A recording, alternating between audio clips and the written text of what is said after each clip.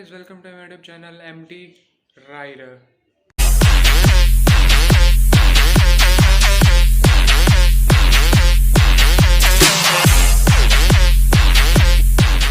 आज मैं फिर आ गया हूँ एक बहुत ही बेहतरीन वीडियो के साथ। तो आज जो है हम बात करेंगे नाइट्रोजन एयर और नॉर्मल एयर के बारे में, क्योंकि काफ़ी लोग मुझसे पूछते हैं कि भैया अगर हम नाइट्रोजन एयर डालते हैं तो टायर पे क्या इम्पैक्ट पड़ता है, या नॉर्मल एयर डालते हैं तो टायर पे क्या इम्पैक्ट पड़ता है। वैसे भी गर्मियाँ आ रही हैं तो गर्मियों में हमें टायरों का ज़्यादा ध्यान रखना पड़ता है as compare to the winters. तो चलिए शुरू करते हैं। तो अगर मैं बात करूँ नाइट्रोजन एयर की, तो nitrogen air basically dry inert gas होती है, जो बेसिकली आपने देखा होगा कि जो एयरप्लेन्स होते हैं उसमें यूज़ होती है, क्योंकि जो टायर होते हैं उसमें नाइट्रोजन गैस होती है। ऑफ रोड टैंक्स जो होते हैं उसमें नाइट्रोजन एयर यूज़ होती है, और जो बाकी के जो रेसिंग कार्स होते हैं उसमें भी नाइट्रोजन एयर ही यूज़ होती है। और अगर मैं नॉर्मल एयर की बात करूँ तो नॉर्मल एयर में 78% होता है नाइट्रोजन, 21% होता है ऑक्सीजन और 1% होता है अदर गैसेज होती है, जैसे वाटर वेपर्स हो गए और भी बाकी चीज़ें गैसेज होती हैं। मैं आपको बताता हूँ कि क्या क्या पॉइंट्स हैं जिसको आप कंसिडर करके ये पता लगा सकते हैं कि जो नाइट्रोजन एयर है वो ज़्यादा बेहतर है या फिर जो नॉर्मल एयर है वो ज़्यादा बेहतर है। अगर पहले पॉइंट की बात करें तो पहला पॉइंट है फ्यूल इकोनॉमी।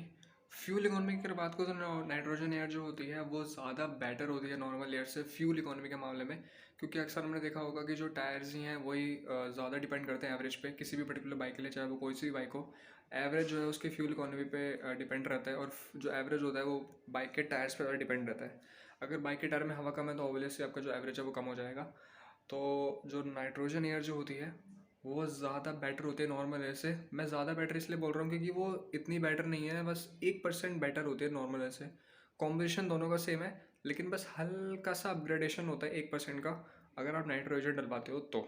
दूसरे पॉइंट की बात करूँ, दूसरा पॉइंट है प्रिवेंट रस्टिंग। अगर मैं नॉर्मल एयर की बात करूँ, अगर बाइक में नॉर्मल एयर डलवाते हैं तो जो बाइक के जो रिम्स होते हैं ना, क्योंकि इसमें नॉर्मल एयर डली हुई थी तो बाकी आपने पता, मैंने आपको पहले ही बताया होगा कि जो नॉर्मल एयर तो उसमें गैसेस होते हैं कुछ परसेंटेज के, तो उसमें 1% जो होता है वाटर वेपर भी होता है। तो वाटर वेपर की वजह से क्या होता है उसमें मॉइस्चर आ जाता है, कभी कभार आता है, मैं ही नहीं कह रहा डेली बेसिस पे आता है, कभी कभार। आपकी अगर किस्मत ख़राब हो तो ही आएगा ठीक है, तो वैसे नहीं आएगा।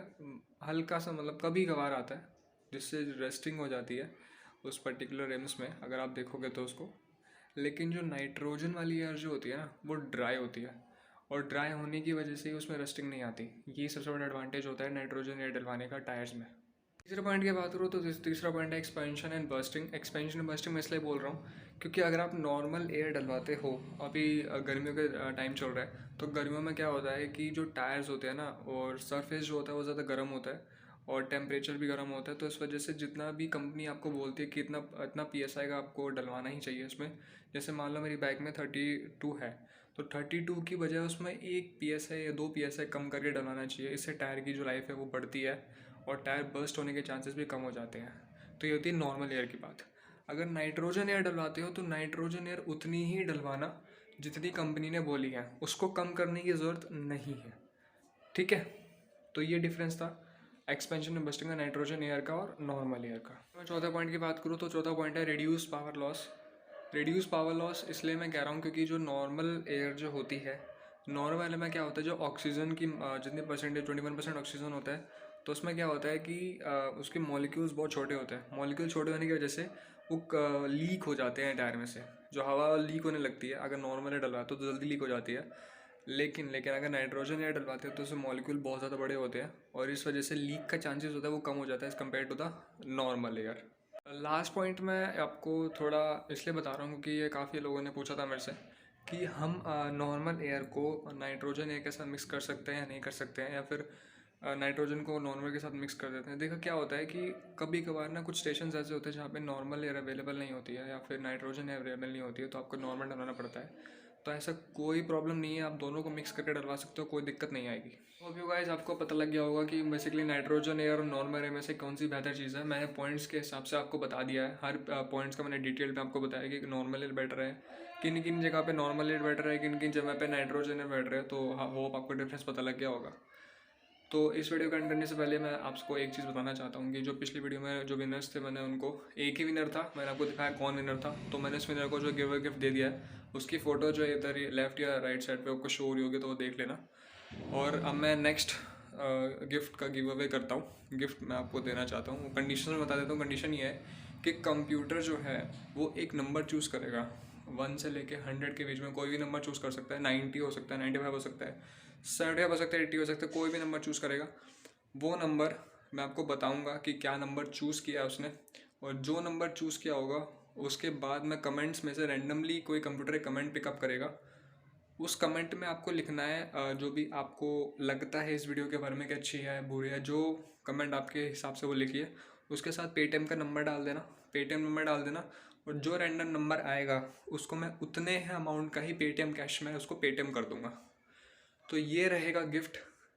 आज इसी वीडियो में यही मैं अपलोड करूँगा, तो कमेंट्स वमेंट्स भी आप डाल दीजिएगा और उसके साथ पेटीएम नंबर भी डाल देना अपना। तो जो भी रैंडम नंबर आएगा तो उसी रैंडम नंबर के हिसाब से उसको पेमेंट मैं पेटीएम में इमीडिएटली कर दूंगा। तो ये रहेगा गिफ्ट का कंडीशंस वगैरह। और इसमें पार्टिसिपेट करने के लिए आपको वही वीडियो को लाइक कर देना, शेयर कर देना, कमेंट कर देना, और जितना जितना हो सके शेयर कर देना, और थोड़ा प्यार भी बरसा देना। तब तक के लिए थैंक यू सो मच।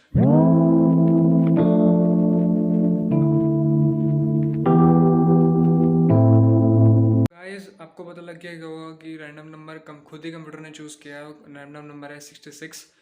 तो जो भी कल रिज़ल्ट आएगा, जो भी कैंडिडेट होगा, जो उसको प्लीज़ अपना वो कमेंट के साथ पेटीएम नंबर ज़रूर डाल दीजिएगा।